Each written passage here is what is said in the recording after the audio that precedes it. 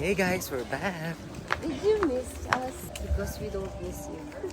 Ngayon guys, first time namin makatry ng spa sa isang 5-star hotel. Sa amin, food spa. Ayun yung tao. Ayan. And we're here at Sheraton Spa. It's so bango. Ayun na. How's your feet? What? How's your feet?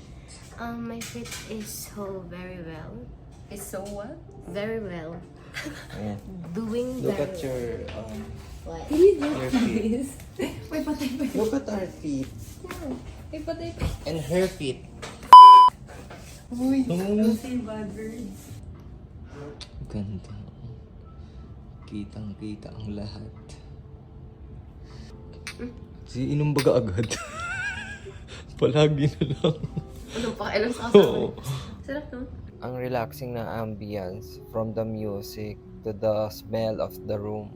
Ito yung mismong massage room. Merong sofa, may bed, and then meron siyang own CR sa loob.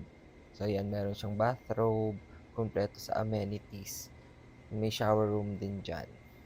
Oh, toilet. Yan. So, heto na yung process ng foot spa. Ibababad yung paa mo sa maligam-gam na tubig, tapos i-scrub. And then, after nun, imamassage, babanlawan, and then tutuyuin. Then, pahihigain ka na dahil imamassage yung buong binti mo, magkabila yan. Ang sarap. Pinipigilan kong tumawa. Nauna akong natapos, kaya naghintay muna ako sa lounge. How was it?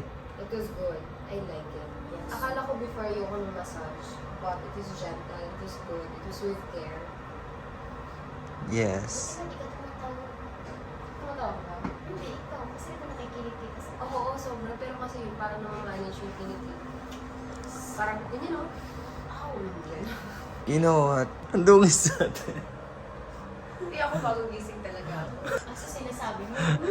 Ako kasi ginawa ka. Cheers! Smile ka naman.